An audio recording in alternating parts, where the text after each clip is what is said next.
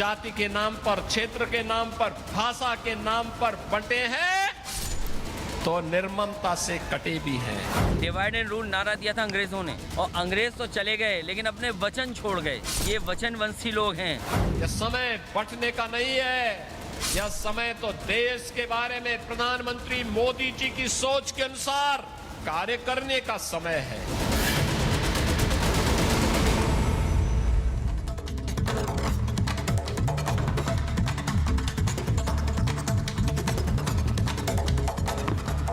नमस्कार, आपके साथ मैं हूं सुचेता कुकरेती। आप देख रहे हैं अपना फेवरेट शो महाभारत। और महाभारत में आज क्या बात करने वाले हैं?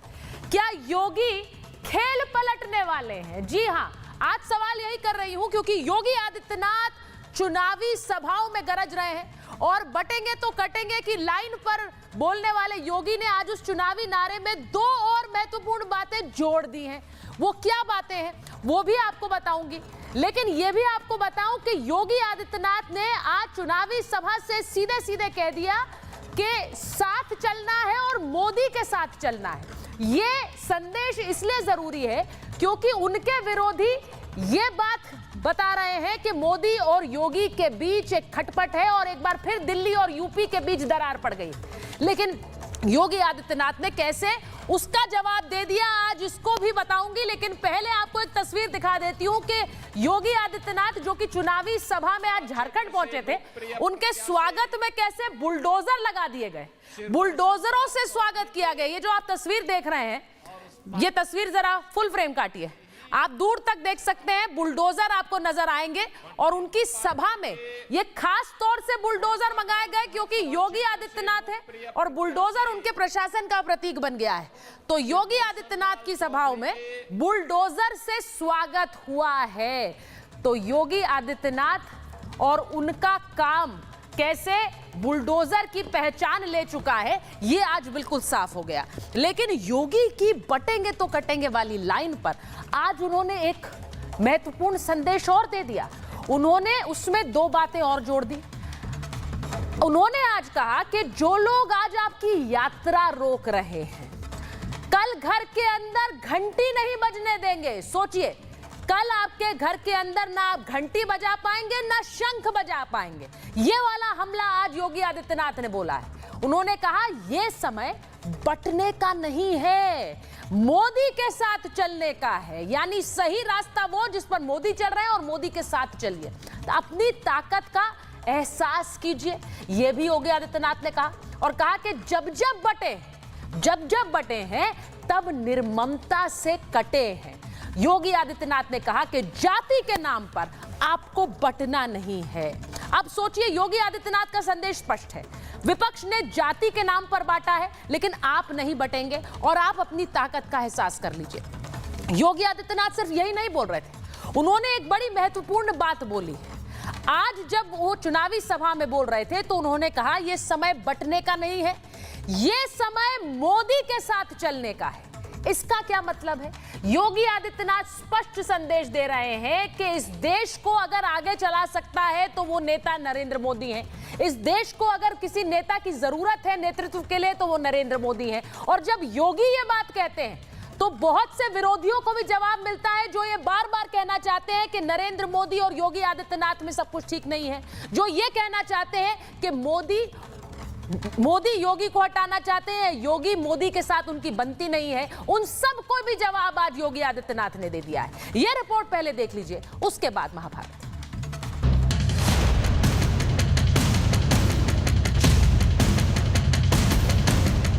जब भी जाति के नाम पर, क्षेत्र के नाम पर, भाषा के नाम पर बंटे हैं तो निर्ममता से कटे भी हैं। यह समय तो देश के बारे में प्रधानमंत्री मोदी जी की सोच के अनुसार कार्य करने का समय है। योगी की डिमांड हाई है। बाबा की रैली में लोग बुलडोजर के साथ पहुंच रहे हैं। सभी नेता अपने क्षेत्र में योगी की रैली चाहते हैं। आज झारखंड की चुनावी रैली में बाबा फिर गरजे। जब भी जाति के नाम पर, क्षेत्र के नाम पर, भाषा के नाम पर बंटे हैं तो निर्ममता से कटे भी हैं। हम बार बार इस बात को को कहते हैं, जाति के नाम पर मत बंटिए। ये बांटने वाले लोग देश के साथ धोखा दे रहे हैं। यह समय बंटने का नहीं है, यह समय तो देश के बारे में प्रधानमंत्री मोदी जी की सोच के अनुसार कार्य करने का समय है। इससे 2 दिन पहले सीएम योगी आदित्यनाथ दिल्ली पहुंचे थे। प्रधानमंत्री मोदी से मुलाकात हुई थी, गहरी बात हुई थी। दिल्ली से आते ही बाबा ने डीजीपी चयन पर बड़ा फैसला लिया। अब यूपी सरकार खुद करेगी डीजीपी का चयन, यूपीएससी को नहीं भेजा जाएगा पैनल। बाबा का फैसला आते ही यूपी की राजनीति में खलबली मच गई। सपा अध्यक्ष अखिलेश यादव ने तंज कसते हुए कहा कि ये दिल्ली बनाम लखनऊ 2.0 है। नई व्यवस्था बनाने वाले खुद 2 साल रहेंगे या नहीं? अखिलेश ने सीधे सीधे नाम लिए बिना बाबा पर तंज कसा तो बाबा ने झारखंड की चुनावी रैली से अखिलेश को जवाब दे दिया। यह समय बंटने का नहीं है, यह समय तो देश के बारे में प्रधानमंत्री मोदी जी की सोच के अनुसार कार्य करने का समय है। डिवाइड का हिंदी क्या है? बांटो। डिवाइड एंड रूल नारा दिया था अंग्रेजों ने, और अंग्रेज तो चले गए लेकिन अपने वचन छोड़ गए। ये वचनवंशी लोग हैं अंग्रेजों के। योगी आदित्यनाथ ने साफ साफ बता दिया कि मोदी के नेतृत्व में बीजेपी और बीजेपी के सहयोगी दल चुनाव लड़ेंगे। लेकिन दूसरी तरफ बाबा ने कांग्रेस समेत तमाम इंडी गठबंधन के नेताओं पर भी तंज कसा है। आने वाले समय में घरों के अंदर घंटी और शंख भी नहीं बजाने देंगे, और इसलिए आवश्यकता है, आपसे कहने के लिए आए हैं, भाजपा को लाइए, एक रहिए और नेक रहिए। कांग्रेस के लोग थे ना, अयोध्या में कितनी दुर्व्यवस्था थी, बिजली नहीं मिलती थी, सड़क सिंगल लेन की थी, गंदगी रहती थी, अराजकता थी, कोई किसी को पूछता नहीं था, और राम मंदिर निर्माण न हो इसके लिए इनके द्वारा बार बार रोड़े अटकाए जाते थे। बाबा के इस नारे में करंट, जहां जहां बाबा का नारा पहुंच रहा है वहां वहां खलबली मच रही। बाबा का ये नारा क्या चुनाव में मील का पत्थर साबित होगा? पूरे देश में लहराएंगे पीडीए का। तो इसीलिए अखिलेश की पार्टी ने भी पीडीए को लेकर आज चुनावी गीत भी जारी कर दिया। अपनी अपनी अपनी सरकार बनाएंगे। अब देखना ये है कि वाकई किसका जादू 23 नवंबर को चल पाएगा। मेरे साथ जो मेहमान जुड़ रहे हैं, महाभारत में परिचय आपसे करा देती हूँ। बीजेपी के राष्ट्रीय प्रवक्ता के शर्मा जी हमारे साथ जुड़ रहे हैं। हमारे साथ लेखक राजनीतिक विश्लेषक शांतनु गुप्ता जी जुड़ रहे हैं। हमारे साथ संजीव उनियाल जी हैं, राजनीतिक विश्लेषक हैं, आरएसएस विचारक हैं। फराज किदवई साहब प्रवक्ता हैं समाजवादी पार्टी के। कांग्रेस के नेता अजय वर्मा जी हमारे साथ हैं, और पॉलिटिकल एनालिस्ट सैयद जवाद साहब हमारे साथ स्टूडियो में हैं। मैं शुरुआत सबसे पहले के शर्मा जी आपके साथ कर रही हूँ। बहुत दिनों बाद आप महाभारत में आज आए हैं। मैं आपसे जरा पूछ लेती हूँ कि योगी जी ने जो आज बात बोली, उन्होंने जब ये कहा कि भविष्य में घंटी और शंख भी नहीं बजने देंगे अगर एक नहीं रहेंगे, तो किसकी ओर इशारा कर रहे हैं योगी आदित्यनाथ? क्योंकि आज उन्होंने अपनी पिछली वाली बात में 2 चीजें और जोड़ी हैं। देखिए, 2 चीजें अलग अलग हैं, लेकिन बहुत दोनों में समानता भी है सुचित्रा जी। जहां तक घंटी नहीं बजने देंगे और ये स्थिति की बात वो जो कर रहे हैं, निश्चित तौर से झारखंड में पिछले 5 सालों में वो हालात पैदा हुए हैं कि आज वहाँ पर हिंदू धर्म की यदि कोई यात्रा, धार्मिक यात्रा निकलती है तो उसमें पथराव होते हैं, गोलियाँ चलती हैं, तलवारें चलती हैं, और एक वर्ग विशेष के द्वारा किया जाता है। एक आदिवासी क्षेत्र में ये हालात हो गए। उस क्षेत्र का मैं केवल एक छोटा सा उदाहरण बताता हूँ। 5 जिले के मामले अभी हाईकोर्ट में चल रहे हैं, जिसकी डेमोग्राफी बदल चुकी है। जो आदिवासी क्षेत्र है, संथाल परगना क्षेत्र में 44% आदिवासी थे, 44%। आज घट के वो 28% हो गए। आज वहाँ एक, आप अपने रिपोर्टर से जरूर कहिएगा कि जब भी झारखंड में जब वो जाएंगे, चुनाव के समय जा रहे होंगे, वहाँ दीखू करके एक मोहल्ले को बोला जाता है। हर गांव के आसपास लगभग ऐसे सैकड़ों गांव हैं आदिवासियों के, जिसके बगल में एक जगह होती है जिसको दीखू बोलते हैं। वो दीखू क्या है समझते हैं सुचेता जी? दुखू वो है जो मुस्लिम आदिवासी लड़कियों से शादी करते हैं, जबरदस्ती भी शादी होती है, उनको गांव वाले अलग से बगल में एक गांव बसा देते हैं उनका। उसको दिखू बोला जाता है झारखंड में। ऐसे सैकड़ों गांव हैं जहां मुस्लिमों ने आदिवासियों की लड़कियों से शादी किया है, जिसको समाज के लोग नहीं मानते, आदिवासी समाज के लोग उनको गांव से बाहर कर देते हैं। ये परिस्थिति पिछले 5 साल में कैसे होगी? ठीक, कैसे इसको संरक्षण मिल रहा है? कैसे वहां पर इस तरह की स्थिति पैदा हुई है? आज वहां के आदिवासी बच्चे जो है वो बकायदा रोड में प्रदर्शन कर रहे हैं इस बात को लेकर कि इस ढंग से जो है वहां जो धर्मांतरण हो रहा है, जबरदस्ती जो है तलवार की नोक पे शादियां हो रही हैं। ये कानून व्यवस्था, ये जो संरक्षण जो है, ये राज्य सरकारों के द्वारा ये हालात पैदा किए गए झारखंड के अंदर। तो आज वहां की जनता को जागरूक करना क्या ये गलत है? ये मामले हाईकोर्ट में हो रहे हैं, चल रहे हैं बकायदा। तो ये सब स्थिति, और अभी अभी मैंने जो आपको कहा कि वहां धार्मिक यात्राओं पे जितने दंगे हुए पिछले 5 साल के अंदर में, ये परिस्थिति कैसे बन गई? कौन तुष्टिकरण की राजनीति कर तो रहा है? आप ये कह रहे हैं कि सरकार कौन बदल वहां पर गई और ऐसी परिस्थिति स्थिति बदल पैदा कर रहा गई? है? सरकार बदली और परिस्थिति बदली, मतलब पहले झारखंड में जब बिल्कुल। बीजेपी थी तब नहीं थी ये स्थिति। सरकार बदली, परिस्थिति बदली। नहीं, बिल्कुल वहां अच्छा, परिस्थिति सुनिए, बदली मैं है एक- और बकायदा डंडे के बल पर हो रहा है ये हालात। मैं आप संताल फरगना की बात कर रहा हूं, आप पता कर लीजिए। 44% आदि जनजाति घटकर वहां 28% हो गए। कैसे हो गए? मैं एक बार फराज साहब के पास जा रही हूँ। फराज साहब, आपने कहा, आपके नेता ने कहा, अखिलेश जी कह रहे हैं कि बीजेपी डिवाइड एंड रूल कर रही है। जब वो कहती है बटेंगे तो कटेंगे, तो बांटने वाले भी यही है, काटने वाले भी यही है। वो कह रहे हैं ये डिवाइड एंड रूल है। लेकिन आपके नेता क्या डिवाइड एंड रूल नहीं कर रहे हैं? आज सुबह उन्होंने क्या ट्वीट किया है? उन्होंने कहा कि देखिए दिल्ली और यूपी 2.0 फिर से शुरू हो गया है। तो ये डिवाइड एंड रूल नहीं है क्या? सुचारिता जी, मैं 100% आपके सवाल पर आऊंगा, भागूंगा नहीं। लेकिन बहुत ही महत्वपूर्ण बात के शर्मा जी ने कह दी है, तो उसका जवाब अगर आपके दर्शकों को मैंने नहीं दिया, तो आपके दर्शकों के साथ नाइंसाफी हो जाएगी। ठीक है, आप इंसाफ अभी आप कह रही थी ना कि के शर्मा जी बहुत दिनों से महाभारत में आए नहीं। अरे सुचारिता जी, के शर्मा जी महाभारत कराते हैं देश के भोले भाले लोगों के बीच में। अच्छा। अब क्या है कि अभी इन्होंने एक बहुत बड़ा झूठ बोला झारखंड की डेमोग्राफी को लेकर के, मैं उस पर आ रहा हूं। ठीक है। लेकिन गोस्वामी तुलसीदास जी कहते हैं कि झूठ ही लेना, झूठ ही देना, झूठ ही भोजन, झूठ चबेना, भोले ही मधुर, बचन जिमी मोरा, खाई महा अधि हृदय कठोरा। अब इसका मतलब बताएंगे तो 5-6 मिनट निकल जाएंगे, लेकिन मुझे लगता है विद्वान लोग बैठे हैं, सब लोग समझ जाएंगे। बात हमारे भाई अभी कर रहे थे झारखंड की डेमोग्राफी चेंज की। मैं ना इनकी मानूंगा ना अपनी मानूंगा, मैं तो मिनिस्ट्री ऑफ होम अफेयर्स ने जो एफिडेविट दिया था झारखंड हाईकोर्ट में उसको मानूंगा। पहला सवाल मेरा इनसे सुचारिता जी, ठीक कि है। 1951 में जो झारखंड में जनगणना हुई थी वो 6 पैरामीटर्स पर हुई थी, उसमें 6 लोगों को लिया गया था, हिंदू, मुसलमान, सिख, क्रिश्चियन, बुद्ध। और जो 1991 और 2011 में जनगणना हुई उसमें आदिवासियों को अलग से लिया गया था कि नहीं लिया गया था, पहला झूठ।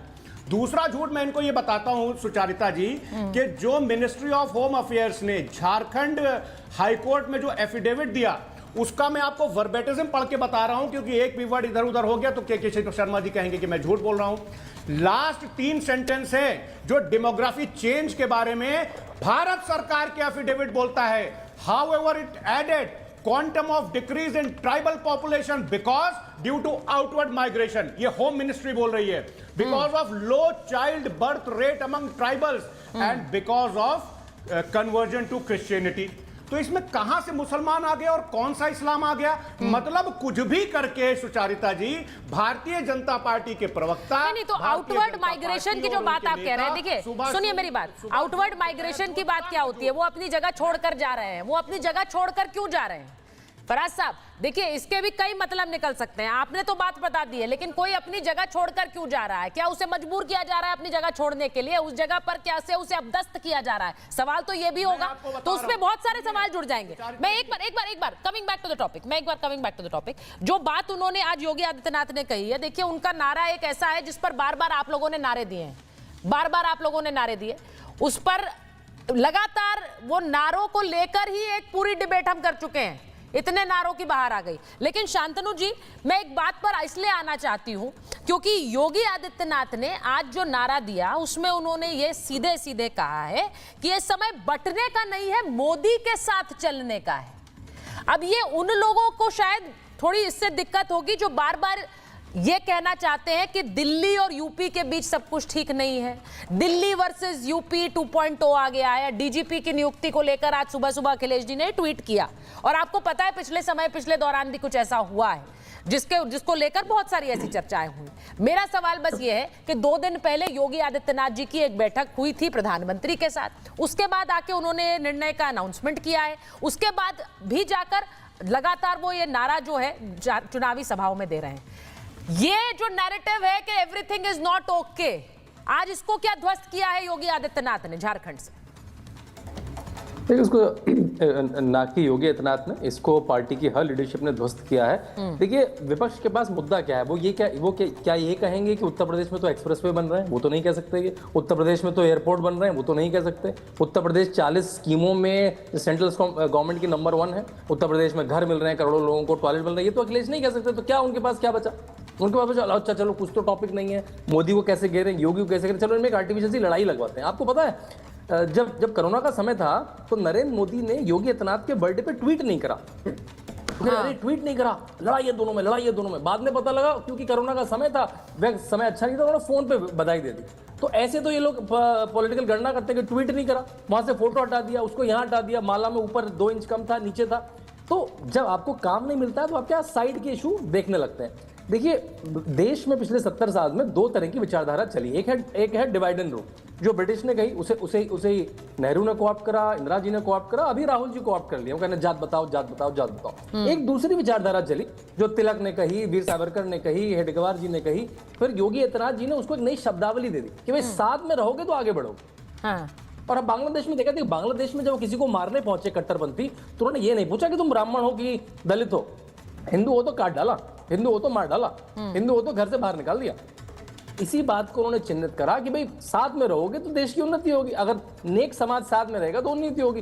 तो जो बरसों से विचारधारा चली आ रही है, चाहे वो तिलक की हो, चाहे वो सावरकर की हो, चाहे वो हेडगेवार जी की हो, चाहे वो ऋषि अरबिंदो की हो, चाहे टैगोर की हो, उसको एक नई शब्दावली, एक नई व्याकरण योगी आदित्यनाथ ने दी और वो जन जन के मन में छू गई है। वो जन के मन में छू गई। हमने हरियाणा में देखा, 36 बिरादरी साथ में आ गई, उनको देखा भाई हमारा विकास साथ में आने में है, टूटने में नहीं है। ब्रिटिश से लेकर कांग्रेस तक सबने हमें तोड़ा है, अब हमें जुड़ने का समय। आपने ये बात बोल दी, लेकिन जो उस पर पलटवार हो रहा है शांतनु जी, क्योंकि अजय वर्मा जी यहाँ बैठे हुए हैं, मल्लिकार्जुन खड़गे कह रहे हैं कि बांटने वाले भी तुम हो, काटने वाले भी तुम हो। तेजस्वी यादव कह रहे हैं कि ये नारा सिर्फ नफरत फैलाने वाला है। अब अजय वर्मा जी बताइए, अगर उन्होंने ये कहा, और के शर्मा जी जो शुरुआत में बोल रहे थे, अगर उन्होंने कहा कि अगर एक नहीं रहोगे तो ऐसा समय आएगा जब शंख भी नहीं बजा पाओगे, घर में घंटी भी नहीं बजा पाओगे, गलत कह रहे हो? आवाज नहीं आ रही है अजय जी की। अजय जी अनम्यूट करिए, अजय जी अनम्यूट करिए।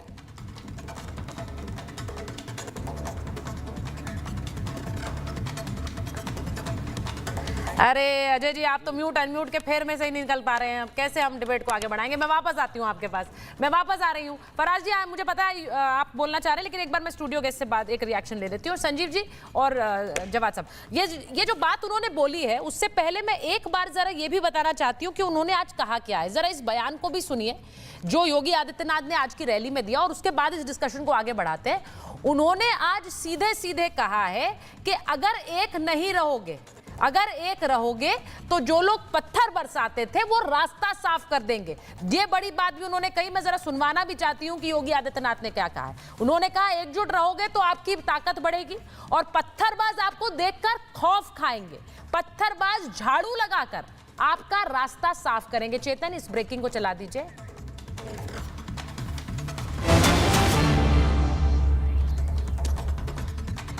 योगी पत्थरबाज आपको देखकर खौफ खाएंगे।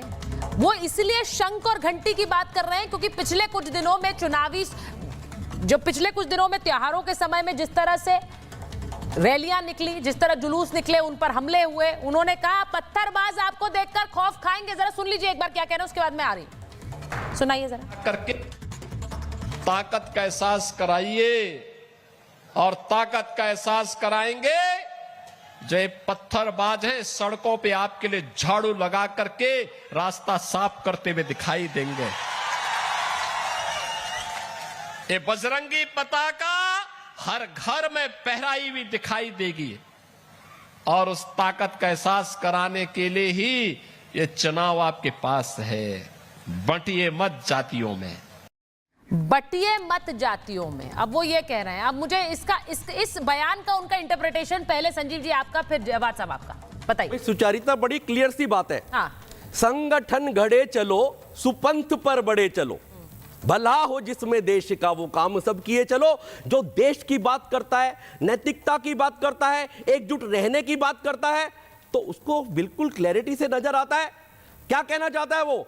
बटोगे तो कटोगे, बड़ी क्लैरिटी से लिखा है। मौलाना साहब क्या कहते हैं अभी सैयद साहब बताएंगे मस्जिद में, अरे भाई बटो मत वरना कट जाओगे। स्कूल में टीचर क्या कहते थे, अरे आपस में लड़ोगे तो कट जाओगे, क्लास डिवाइड हो जाएगी। इसी तरह आरडब्ल्यू क्या कहती है, टॉप की यूनियन क्या कहती है, पूंजीवाद की यूनियन क्या कहती है, यही कहती है अगर आप बट गए तो कट जाओगे। तो यही बात अगर कोई देश के चीफ मिनिस्टर कहते हैं, अगर एक तो क्या गलत कहते हैं और बिल्कुल क्लैरिटी, बिल्कुल क्लियर कहते हैं। ये बात मुझे लगता है इस एरा की, इस 10 साल की, अगले 10 सालों की, 20 सालों की ये लाइन बहुत बड़ा भविष्य चेंज करने वाली है इस देश का। लोग जाग चुके हैं और हरियाणा ने दस्तक देके एंडोर्स कर दिया इस वाली लाइन को कि नहीं हम बटेंगे भी नहीं और कटना तो बहुत दूर की बात है। लोग जो पताका फहराएंगे और झाड़ू से आपकी रैलियों को जहां पत्थर फेंका करते हैं, मारा करते हैं, काटा करते हैं, गाली देते हैं, वहां आपको झाड़ू देके आपका वेलकम किया करेंगे,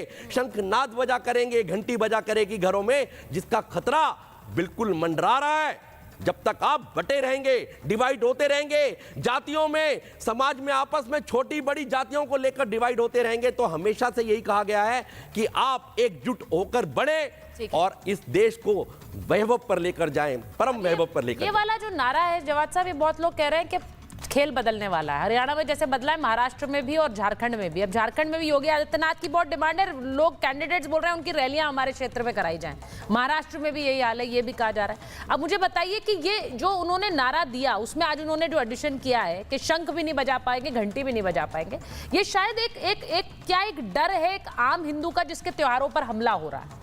जी बहुत बहुत शुक्रिया आपका सुचारता और आपके सभी दर्शकों को, देखने वाले को, सुनने वालों को, चाहने वालों को मेरा जय हिंद, जय संविधान।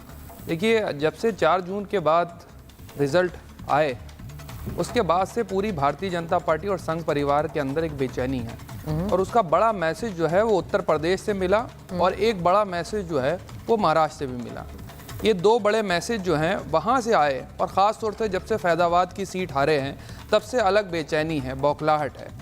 उनको ये लग गया है कि जो नफ़रत फैलाई है इतने सालों से, जो नफ़रत के बीज बोए हैं, वो अब जो है देश की जनता वो अफोर्ड नहीं कर रही, उसको लेना नहीं चाह रही। जो प्रोडक्ट बेचता आ रहे थे पिछले 10-12 सालों से लगातार उसको बेचने की कोशिश करी, अब वो बिक नहीं रहा मार्केट में।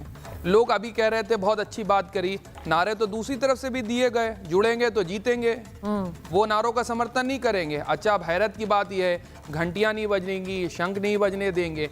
काश इनके पूर्वजों ने, संघ परिवार के लोगों ने आज़ादी की लड़ाई में अपना योगदान दिया होता तो शायद इनको जो है वो एकता, वो अखंडता, वो प्यार, वो मोहब्बत वो समझ में आती। हालांकि नहीं था, वो आ भी नहीं सकती और उसका हम खमियाजा देख रहे हैं और देश भी देख रहा है किस तरीके से बांटने की और काटने की बातें जो है करी जा रही, क्योंकि देश का आम जनमानस नहीं डरा हुआ है। तो किसके पूर्वज ने आज़ादी की लड़ाई में योगदान नहीं दिया है? संघ परिवार के लोगों ने। अच्छा, उन्होंने आज़ादी की लड़ाई में कोई योगदान नहीं? कोई योगदान नहीं, जीरो योगदान है। के शर्मा जवाब देंगे। दूसरा सबसे बड़ा ठीक है। अब आपको बता दूं, कोई नहीं डरा हुआ है, हमेशा से शंख बजते चले आए हैं, हमेशा से जो है तमाम तरीके की चीजें होती चली आई, आपसी सादी जो विरासत है वो बनती चली आई है। कोई नहीं डरा हुआ, भारतीय जनता पार्टी डरी हुई है, संघ परिवार के लोग डरे हुए हैं और ये डर जो है अच्छा लगता है क्योंकि अभी इनको जोर का धचका जो है वो धीरे से जनता ने दे दिया और समझा दिया है। 240 लाख के पटका है। और जवाब साहब एक बात बताइए, नारा एक योगी आदित्यनाथ ने दिया, बार बार नारे दूसरी तरफ से बदले जा रहे हैं, लेकिन आप कह रहे हैं डरे हुए ही हैं, ये ऐसा क्यों है? ये ऐसा इसलिए है क्योंकि तारीखें लगातार जो है वो चेंज हो जाती हैं, चुनाव आयोग तारीखें तो छठ की वजह से बदली है। अब मैडम इससे पहले भी त्योहार बहुत होते चला है, उससे पहले भी हमने देखा और लगातार हमने भी देखा कहाँ क्या क्या हो रहा है। अच्छा तो आप नहीं चलिए, बड़ी बात ये, बड़ी बात वो कह रहे हैं कि डर की वजह से तारीखें बदली हैं। जो बात अखिलेश यादव कह रहे हैं वही बात अभी यहाँ जवाब दे रहे हैं। एकता से परेशान हो गए हैं। नहीं वो है, उस एकता पर तो खुद अखिलेश जी सवाल उठा रहे हैं। उस एकता पर तो खुद समाजवादी पार्टी महाराष्ट्र में सवाल उठा रही है। मोहब्बत से डर लगता है। उस एकता पर तो महाराष्ट्र में खुद सवाल उठा दिए पार्टियों ने। क्या बात कर रहे हैं आप? कह रहे हैं इस एकता से डर रहे हैं। वहां पे सीटें नहीं दे रहे थे, उसको लेकर खुद उन्होंने बयान दे दिया। उन्होंने कहा नहीं देंगे तो हम अकेले चल लेंगे। वो एकजुटता पर बात थी कि नहीं थी? के शर्मा इनके कौन से अलायंस बहुत सही चल रहे हैं? अब नहीं मैं उनके बारे में तो बोल ही नहीं रही हूँ भाई। मैं कहा कह रही हूँ उनके अच्छा चल रहा है। आपने सवाल उठाया तो मैंने पूछा। के शर्मा जी, के शर्मा जी जवाब दे दीजिए। के शर्मा जी वो कह रहे हैं आप अलायंस से डरे हुए इसीलिए बार बार ये बातें कर रहे हैं। हाँ बिल्कुल छोटा ऐसा है, ये मुखी खा चुके हैं हरियाणा में। हाँ और ये सारे एक हो गए थे, सारे इंडी गठबंधन एक थे और इनको जो है करारी हार मिली और इनको जो है नींद इनकी हवा। फराज साहब लेकिन अब दूसरी बात में कहता, बहुत इन्होंने कहा कि साहब पहले तो एकजुटता थी, 2014 के पहले तो बड़ी एकजुटता थी सोचे थे। ये जो सैकड़ों दंगे हुए, हजारों कत्लेआम इस देश में हुए, वो किसने करे? बहराइच का दंगे में क्या निकल के आया? हम तो नहीं थे सरकार। बहराइच की दंगे जो में सिखों का नरसंहार हुआ, जो सिखों का नरसंहार हुआ, चुप रहो थोड़ा सा, शांत रहो। एक एक करके बोलिए, इसके बाद बोलिए। जो सिखों का इस देश में नरसंहार हुआ, ये किसने करा है? ये सिखों का नरसंहार किसने करा? अभी ये बड़ी आजादी की अजय जी का ऑडियो आ गया। मान भी लेता हूँ कि इन्होंने बड़े भी वो कराए। तो मुझे एक चीज बताइए, जो विभाजन हुआ देश का वो किसने करवाया? हाँ। जो करोड़ों लाखों हिंदुओं को काट दिया गया विभाजन के समय, उसके जिम्मेदारी ये लेते हैं? वो किसने काटे? हजारों लाखों हिंदुओं को मारा गया विभाजन के समय, ये किसने कत्ल किया? तब इनकी एकता की भावना नहीं थी, तब इनकी सोच कहाँ है? तो इनको केवल लोगों को भड़काना है, आज भी जातियों पे बांट देना है और इनको उल्लू सीधा करना है। मैं समाजवादी पार्टी के प्रवक्ता बैठे, मैं दो बात मात्र इनसे पूछता हूं कि आप बताइए आपकी सोच क्या थी जब मुजफ्फरनगर का दंगा हुआ? उसके बाद ये अखिलेश यादव थे ना, क्या घोषणा किया कि मुजफ्फरनगर के दंगों में सिर्फ जो मुस्लिम हताहत हैं और जिनकी संपत्ति जान माल का नुकसान हुआ है, केवल उनको जो है मुआवजा मिलेगा और हिंदुओं को नहीं मिलेगा। और इसके लिए सुप्रीम कोर्ट ने फटकार लगाई इनकी। या आतंकियों को छोड़ते थे, मुस्लिम छोड़ने की, आतंकियों को छोड़ने की बात की, क्या करके किया कि सद्भावना पैदा करना, इसलिए जो है मुसलमान उनको छोड़ दिया जाए। तो ये तुष्टिकरण किसकी है? और जहां पीडीए की बात करते हैं तो मैं एक उदाहरण मात्र सुचेता जी सामने रखता हूं, उससे पूरे आपके करोड़ों दर्शक समझ जाएंगे ये दलितों के कितने बड़े हितैषी हैं। क्या मायावती जी दलितों की छोटी मोटी नेता थी? बहुत बड़ी नेता थी। ये रेस्ट हाउस कांड क्या था? जो उनकी नेता को जान से मारने की स्थिति जिन्होंने पैदा कर दी, जो स्वयं मुलायम सिंह ने जिसके लिए माफी मांगी, एक दलित नेता को जान से मारने की, ये बात मैं नहीं कहता, मायावती जी का स्टेटमेंट है। ये दलितों पर ये इनकी सोच क्या थी? उसकी नेता को नहीं छोड़ रहे थे ये अपने शासनकाल में। अभी तो दलितों पर क्या छोड़ा होगा? उत्तर प्रदेश में कितने कांड हुए दलितों के अत्याचार के? ये पीडीए की बात कर रहे हैं, पीडीए की बात कर रहे हैं सर। और एक मिनट, मैं आप जब बात कर रहे हैं, आप जब बात, हाँ एक बात कहता हूँ, हाँ बोलिए कंप्लीट। ये जो डिफरेंसेस की बात कर रहे हैं ना, अखिलेश यादव अपने गिरेबान में झांकें, जो अपने पिता के नहीं हो सके, पिता को भरे मंच में जिन्होंने माइक छीन ली हो और अपने चाचा को मंच में न चढ़ने दिया हो, वो व्यक्ति की सोच क्या होगी?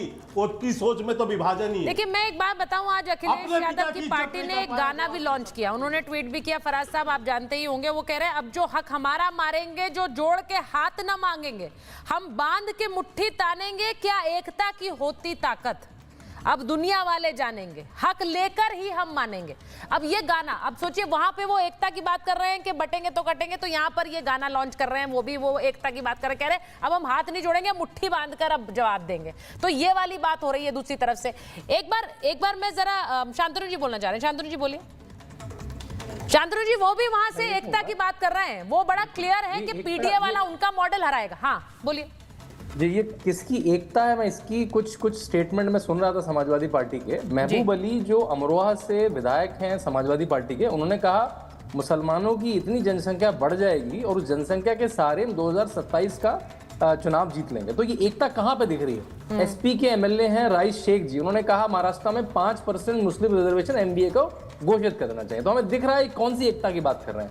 अबू आजमी ने, जो सपा के बड़े नेता है महाराष्ट्र के, अखिलेश यादव मंच पर खड़े थे, उन्होंने कहा जिस दिन अखिलेश भैया 8 एमएलए महाराष्ट्र में हो गए, माँ का दूध नहीं पिलाया किसी ने जो मुसलमान को छू भी सके। तो कौन सी एकता की बात हो रही है? हमें दिख रहा है अब ये कंपटीशन हो गया कि कौन बड़ी मुसलमान पार्टी है। हमने राम भक्तों को मारा था, समाजवादी कहती है हम सबसे बड़ी मुसलमान पार्टी है, कांग्रेस कहती है हमने तो राम को ही काल्पनिक कह दिया तो हम सबसे बड़ी मुसलमान पार्टी है। तो वहां पे लड़ाई हो गई है। आपको पता है अभी अखिलेश यादव जी का जन्मदिन था कुछ दिनों पहले, पूरे यूपी में पोस्टर क्या लगे, भावी प्रधानमंत्री अखिलेश यादव को जन्मदिन की बधाई। उन्होंने जानबूझ के पोस्टर लगवाए। कॉम्पिटिशन तो वहां ये शुरू हो गया कि कौन मुसलमान वोट खींचेगा। तो ये एकता, जब समाजवादी पार्टी एकता कहती है तो आप अबू आजमी क्या कह रहे हैं सुनिए, महबूब अली क्या कह रहे हैं सुनिए, बताइए फराज साहब। वो कह रहे हैं एकता की बात आप करते रहते हैं, पीडीए बोलने के लिए सही है, लेकिन वैसे बात करते हैं मुसलमानों की क्योंकि वोट वहां से आ रहा है, वो बड़ा क्लियर है। तो आप उन पर तो आरोप लगाते हैं कि देखिए ये कम्युनल बातें कर रहे हैं, डिवाइड एंड रूल कर रहे हैं, लेकिन आप क्या करते हैं? आप भी मुसलमानों के वोटों के पीछे पड़े हैं। बयानों से क्लियर है। फराज साहब गलत साबित कर दीजिए शांतनु जी को। सुचारिता जी, अब आपको मुझे थोड़ा सा आपको मुझे समय देना पड़ेगा। और के शर्मा जी अब आपसे बोलेंगे कि आज सुचारिता जी आपने मुझे कहां फंसा दिया। इन्होंने के शर्मा जी ने बात की सिखों के नरसंहार की। नानाजी देशमुख, जिनको आपने भारत रत्न से नवाजा था, के शर्मा जी, उन्होंने एक आर्टिकल लिखा था मोमेंट ऑफ सोल सर्चिंग, और वो हिंदी की मैगजीन प्रतिपक्ष में छपा था। उसमें क्या लिखा था उन्होंने कि सिख भाइयों का जो नरसंहार, ये सिख भाई मैं बोल रहा हूं, उन्होंने लिखा था सिखों का जो नरसंहार हुआ था वो किसी ग्रुप या समाज विरोधी तत्वों का काम नहीं, बल्कि क्रोध व रोष की सच्ची भावना का प्रमाण था। यानी कि एक तरह से उन्होंने सिख भाइयों का जो कत्लेआम हुआ था उसको जस्टिफाई किया था। दूसरी बात सुचारिता जी, मुजफ्फरनगर दंगों की बात की इन्होंने।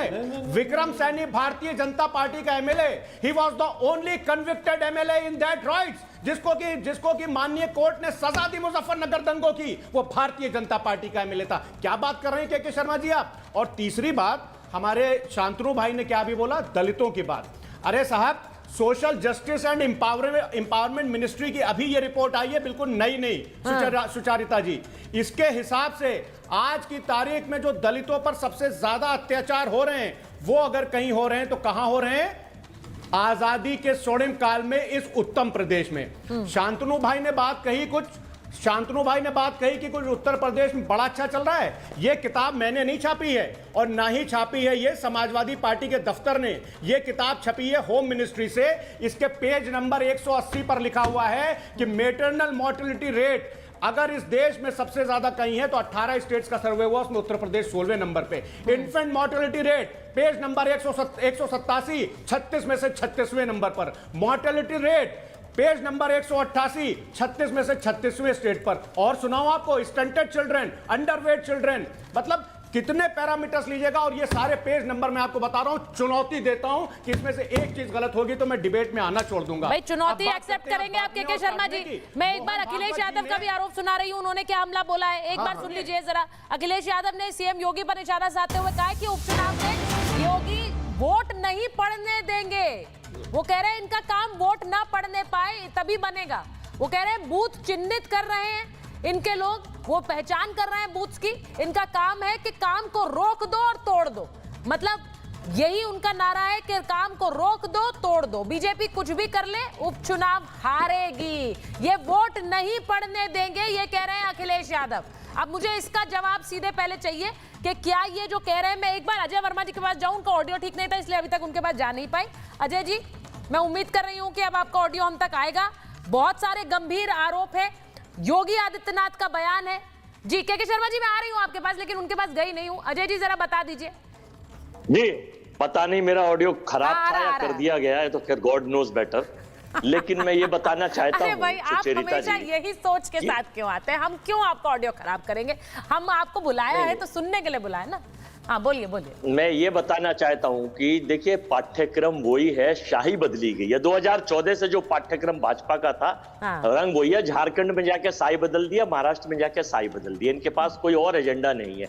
मैंने अनुरोध किया है देश के लोगों से, झारखंड के लोगों से और सारे 30 स्टेट के लोगों से कि माननीय नरेंद्र मोदी जी को देश में एक नया मंत्रालय बटेंगे कटेंगे बनाया जाए और उसका मिनिस्टर का चार्ज जो प्रधानमंत्री को और 3 उसके मिनिस्टर ऑफ स्टेट, एक हेमंत विश्व शर्मा, एक योगी आदित्यनाथ और एक गिरिराज किशोर, ये 3 उस नए मंत्रालय के एमओएस बनाए जाए, मिनिस्टर ऑफ स्टेट। क्योंकि इनके पास रोजगार की कोई स्कीम नहीं, व्यापार की कोई स्कीम नहीं, महिलाओं की सुरक्षा की स्कीम नहीं, जोड़ने की कोई स्कीम नहीं, सुरक्षा की कोई स्कीम नहीं।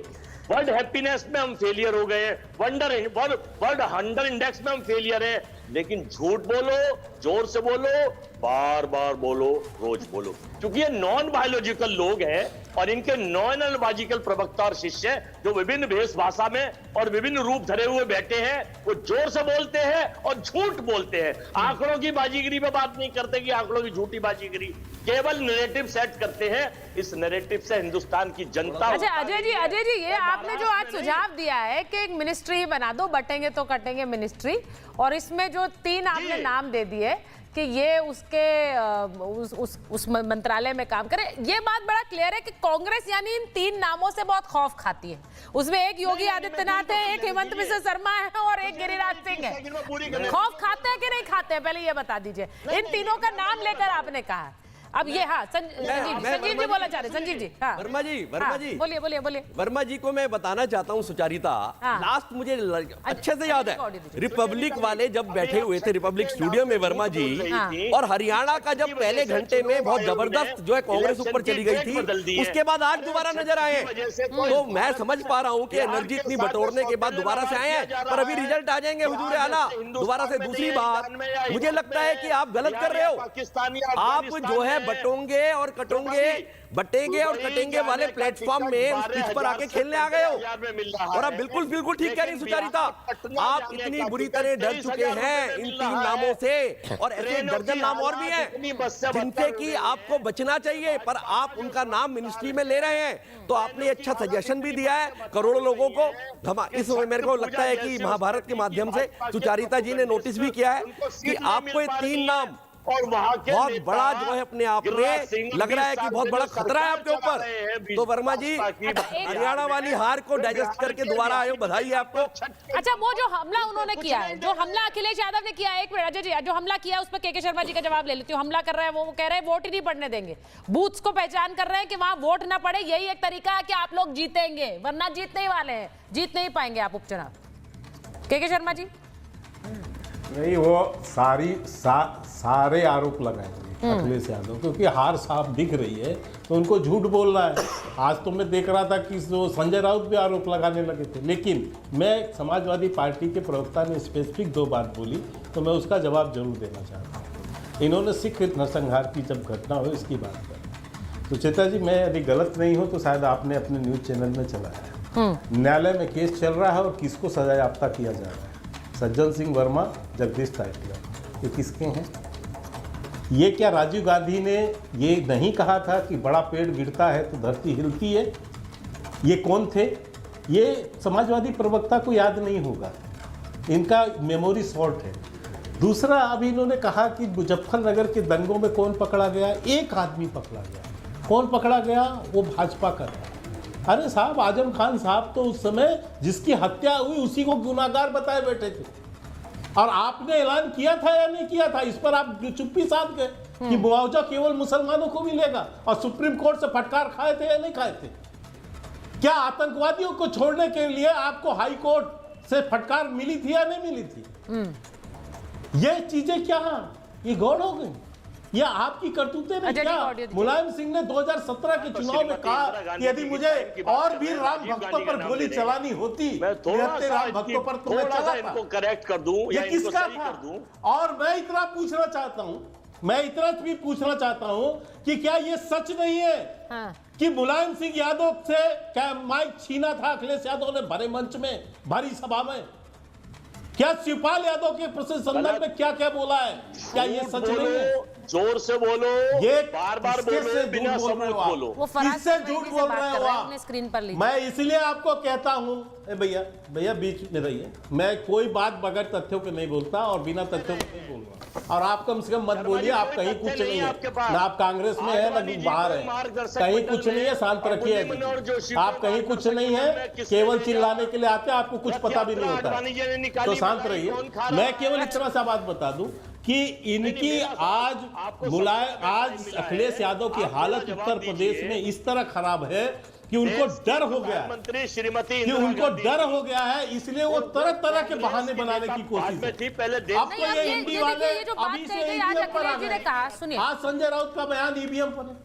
ये संजय राउत जी तो आपके ऊपर बहुत सारे आरोप लगाते रहे हैं, आज से थोड़ी लगा रहे हैं, वो तो बहुत पहले से लगा रहे हैं। जब से आप लोगों ने किनारा किया, फिर वो आरोपों का सागर बहने लग गया है तब से, जब से आप लोगों ने अपने मुंह मोड़े हैं एक दूसरे से, तो तब से तो संजय राउत आपके खिलाफ हमलावर ही रहे हैं। के शर्मा जी कौन सा पहली बार लगा रहे हैं वो आरोप। लेकिन मैं एक चीज पूछूंगी जरा, शांतनु जी, ये जो आरोप लग रहे हैं कि यूपी उपचुनाव हारेंगे, यूपी उपचुनाव में लगातार बूथ सेटिंग्स हो रही हैं, अधिकारी बदले जा रहे हैं। अच्छा, वो अधिकारी वाले में भी एक बार यादव और मुसलमानों की बात हो चुकी है कि जो अधिकारी बदले हैं उसमें यादव है, मुसलमान है। ये भी बात है फराज साहब, आप याद करिए उसे, वो उन्होंने सारे वो बयान याद दिलवाए हैं। अब उसमें सीधी बात मैं शांतनु जी ये पूछ रही हूँ कि यूपी उपचुनाव में क्या इस वक्त स्टेक्स बहुत हाई हैं योगी आदित्यनाथ जी के लिए भी, अखिलेश यादव के लिए भी? अखिलेश यादव बार बार कह रहे हैं कि लखनऊ का 2024 चुनावों का सदमा ऐसा लगा है कि उसके बाद वो बीजेपी उभर नहीं पा रही।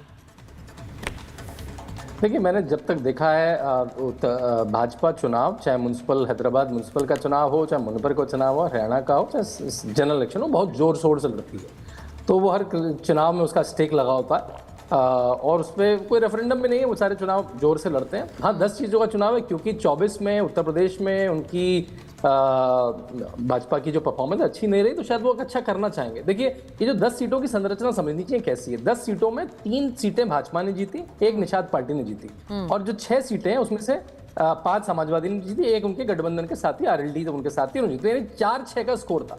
अगर 4-6 की 4-6 आ जाती है तो स्टेटस को मेंटेन रहता है, 5-5 आ जाती है तो भाजपा एडवांटेज, 6-4 आ जाती है तो सुपर एडवांटेज भाजपा। तो ये रहेगी, इस पे यहाँ से निर्णय होगा। कुछ सीटें तो बिल्कुल उसमें मुस्लिम बाहुल सीटें हैं, वो तो भाजपा को वोट नहीं मिलेगा। तो यहाँ से हमें देखना पड़ेगा कि 4-6 जो स्टेटस को था उसके ऊपर भाजपा जाती है क्या, और 6-4 अगर सपा के फेवर में था तो उसके ऊपर सपा जाती है। लेकिन इस तरह से मैं विक्ट्री को देखूंगा। स्टेक तो हाई है उत्तर प्रदेश, क्योंकि देखिए प्रधानमंत्री चुनता है, बड़ा स्टेट है, दुनिया की 5वीं बड़ी जनसंख्या। और आप ये सोचिए, महाराष्ट्र और झारखंड में चुनाव हो रहे हैं, लेकिन उतनी ही चर्चा इन 9 सीटों के उपचुनाव की भी हो रही है। आप सोचिए, उपचुनाव की अहमियत समझिए कि उन 9 सीटों की चर्चा कई बार भारी पड़ जाती है इन स्टेट इलेक्शंस पर। तो ये हालत है यूपी की, आप हमारे दर्शक समझ सकते हैं। लेकिन मैं एक बहुत क्विकली इस बात पर आना चाहती हूँ कि जब उन्होंने ये बोला है योगी आदित्यनाथ ने कि ना घंटी बजेगी ना शंख बजेगा। फराज साहब, आप बहुत चीजों पर बोलते हैं, लेकिन क्या समाजवादी पार्टी हिंदू हित पर नहीं बोलेगी? मेरा सीधा आपसे क्वेश्चन है। जब रैलियां निकलती हैं, जुलूस निकलते हैं, त्योहारों के उन पर पत्थरबाजी होती है, उस पर आप लोग बोलने से बचते क्यों हैं? आप क्यों नहीं बोलते हैं कि ये गलत है और ये नहीं होना चाहिए? सुचारिता जी, देखिए, मैं ऑफिशियल प्रवक्ता हूं समाजवादी पार्टी का। मैं जो आपके यहाँ बोलूंगा वो पार्टी की लाइन होगी। हाँ, प्लीज बताएं। किसी भी जुलूस पर पत्थर चलाए जाएं वो गलत है, और किसी भी जुलूस जो अगर कोई जुलूस निकल रहा हो है, वो किसी मस्जिद के सामने से निकल रहा है, उस जुलूस से अगर माँ बहन की गालियां बक्की जाए नारों की शक्ल में, तो वो भी गलत। सही बात है, बिल्कुल सही बात है। बाराबंकी में इस चीज पर एक एफआईआर भी हुई है। नहीं, बिल्कुल सही बात है, लेकिन आप डिप्लोमेटिक एक्ट करते हैं, आप बैलेंसिंग एक्ट करते हैं। पिछले इतने दिनों में इतने हिंदू त्योहारों के जुलूस निकले जिन पर पत्थरबाजी हुई, पर उसमें आपके कोई बयान नहीं आए हैं। ये भी एक फैक्ट है, ये भी एक फैक्ट है। चलिए, ये भी एक फैक्ट है, और मुझे लगता है कि इन बयानों पर भी और उन पर जिस तरह के रिएक्शंस आ रहे हैं उन पर भी चर्चा होगी, और वो चर्चा से भी बहुत हद तक वोटर प्रभावित होता है। ये बात सत्य है। बहुत बहुत धन्यवाद आप सबका महाभारत में जुड़ने।